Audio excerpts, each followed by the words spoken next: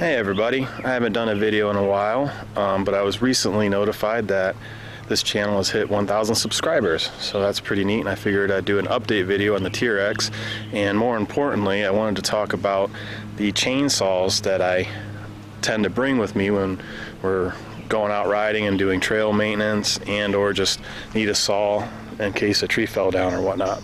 So here we go. Before I get into the saws, one thing that I have upgraded since my last upgrade video is that it runs 14-inch beadlock rims now instead of 12-inch, and I put ITP black waters on all four corners. So here are the two saws that I have been using for the past 3 years about. They're both Echo brand, obviously. And the one down here, that's the one I use the most. It's a smaller model. It's a CS-352. It's a 34cc power head. The one that's up in the mount is a CS-450P, which is a 45cc power head. That one's equipped with an 18-inch bar, 325 chain. This one's a 3/8 low profile with a stock 16-inch bar on it. And I want to talk more about that, so let's get you in close. Okay, so here's the CS-352. It's the one I use the most. The pros of it is that, like I said, it's lightweight. It's only about 8.5 pounds, maybe 9 or 10 when it's all fueled up with the bar and chain on there. It's easy to start, it's quiet, it's manageable. It's been fairly reliable. It's really just a homeowner saw. It's not like a professional grade saw or anything, but it's taken a pretty good beating, and I don't have too much to complain about. There are a couple items I can complain about, though. Is one, for whatever reason, sometimes over here, oil just kind of spills out when the saw's not running. And it seems to have something to do with the pump. The way to fix it is if it starts leaking, you pull the starter a little bit and get the engine into a slightly different position and it stops. Second complaint about it is the 16-inch bar. I think it's too long. It has trouble oiling the entire bar even when it's just been freshly cleaned and whatnot. And also it's only a 34cc power head. And even though it's 3/8 low profile chain, you know, with the 16-inch and the 34cc, I think the bar's just a little too big. So I'm not actually running that anymore, but I wanted to show you it. Also, in stock form, it comes with a safety chain, and I'll get into a little bit more detail on that, but that causes the bar to run a little bit hotter. It doesn't cut as well, and again, have trouble with oiling. Here we can see the underside of the saw, and that's the front handle there. You can see it's been 2-part epoxy and hose clamped. That's because it snapped there. It wasn't, that wasn't normal wear and tear.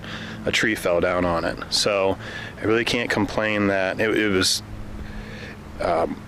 my fault that it broke because I let a tree hit it, but at the same rate, if you look here, the plastic's really, really thin. I've got a new handle on order, and it's a different model number. They changed it, so I'm wondering if they increased the thickness down there. So that's really the only thing that's broke, and again, it was my fault. And going back to the 16-inch bar length, as you can see, if I pick it up, see how that front end tips down? It's slightly off balance. I went ahead and took off the 16-inch bar that I don't use anymore. I want to show you what I change it to, which is a 14-inch bar, which I think works 100% better. Here's the bar itself, so you can get all the numbers off of it. It's a 140 SXE A074 mount style. There's one slight modification I had to do to make this work. Basically, when you put the chain on, it'll be sitting a little bit further back than the stock bar was. And what that means is here where your tensioner goes, there's a pin that goes through and goes into this bottom slot here. And what I had to do, let me zoom you in. So I had to extend this slot about a 1/4 inch that way towards the back of the saw. So the way I did it is I took a small drill bit, drilled a small pilot hole, and then I stepped it up a size or two, stepped it up until I matched the size of this slot here, and then cleaned it up with a razor knife. So now I've installed the 14-inch bar, and notice the balance. It's perfectly balanced. The main differences between the bars is, one, this is a lighter weight bar, not only because of design, but because it's 2 inches shorter. It's a 14-inch bar versus a 16. This one's got a 3 rivet design, whereas the Echo had a 1. And also, it's got a larger nose sprocket than the Echo. This is a low kickback design. On the bottom here we have the 16-inch chain that came with the saw stock, and above we've got a 14-inch Oregon VersaCut 91 VXL 050.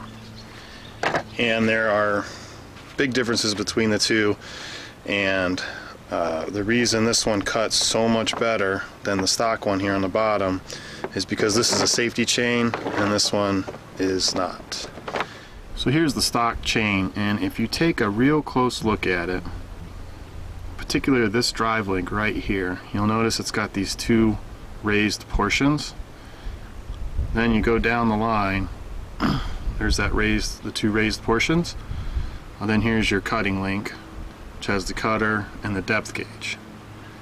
These 2 raised portions are the safety feature, the low kickback feature, and these are what cause this chain not to work as fast and efficiently as the 14-inch chain from Oregon. If we take a look at this chain, you can see that you got a drive link. This link here has no safety features, no raised edges or anything. Cutter, depth gauge, rinse, wash, and repeat down the line. Not having those makes this chain cut so much faster. It throws bigger chips. Also, it being a 14-inch, I think it utilizes the power of the saw better. I don't bog down as much. The bar runs cooler, and the chain stays oiled better. So to wrap things up with the CS-352 from Echo, I've had this for about 2.5 years, have had no trouble with it. All I do is keep it clean. The biggest thing is keep a real sharp chain, maybe even have a spare with you at all times. And I like the 14-inch bar over the 16-inch bar way, way, way better. Cuts faster, more efficiently, and overall it's better balanced. So I'm going to show you what it takes to get this started. Alright, here we go. It's about 59 degrees today.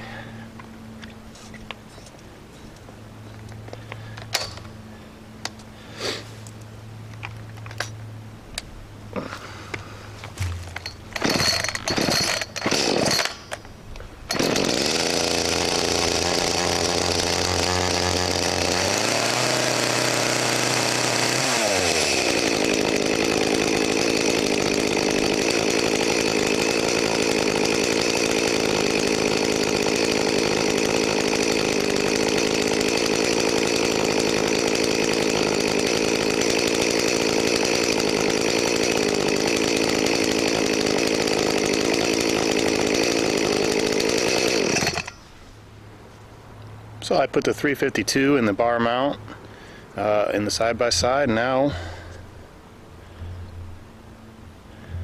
I'm just going to briefly talk about this one. This is a CS-352. It is a 45cc 2-stroke, and originally it came with a 20-inch bar. And again, I changed the size of it because 20 inches is just a little bit too big for 45 cc's in my opinion.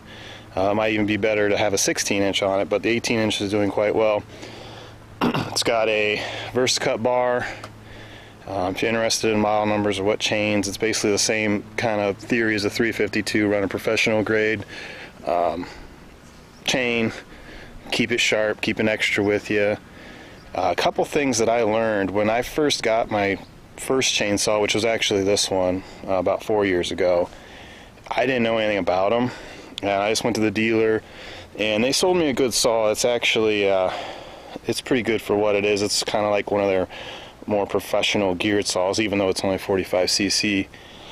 But the biggest thing is to learn how to sharpen chain and learn the differences between the types of chain, like what the difference between full chisel, semi-chisel, round ground, square cut, stuff like that.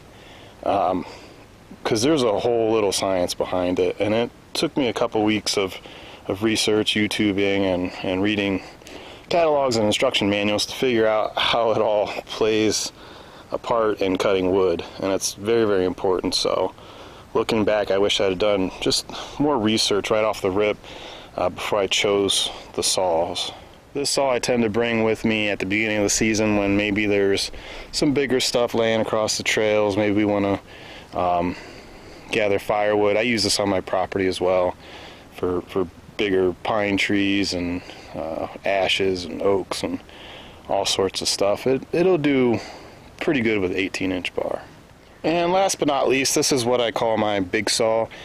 This is a 59cc still MS-392 CM that I've purchased pretty recently, and this is it's got a 20-inch bar on it. This is, well, it looks like the chain's loose too, but this is what I'm going to be using for the bigger stuff that we have around here, and in the northeast side of America. I don't have a gigantic trees like you see out in the West Coast or in Canada or whatever, but this is the biggest saw I'll probably ever need.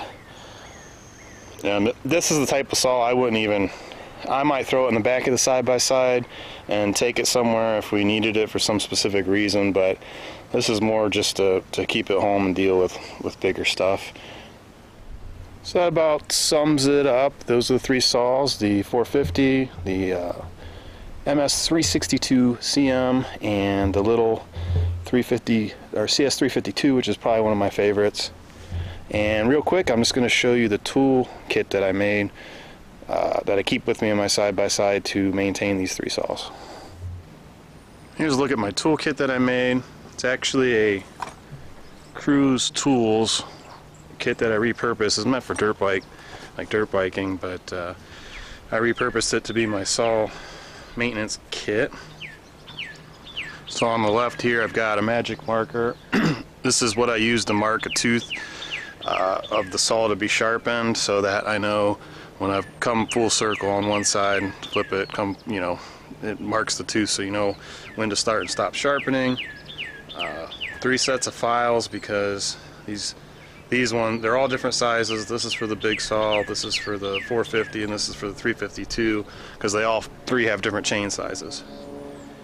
Depth gauge, file, of course. This is a really handy tool for figuring out what size chain you have, what size the files are, what the pitch of the chains are, all that stuff. There's lots of YouTube videos on how to use this sharpening stuff. Wire brush, a wrench. This is for cleaning out the bar groove. And a handle, a toothbrush for just cleaning things up. And then you flip it over here. Small screwdriver for tuning. Never hurts to have an adjustable wrench.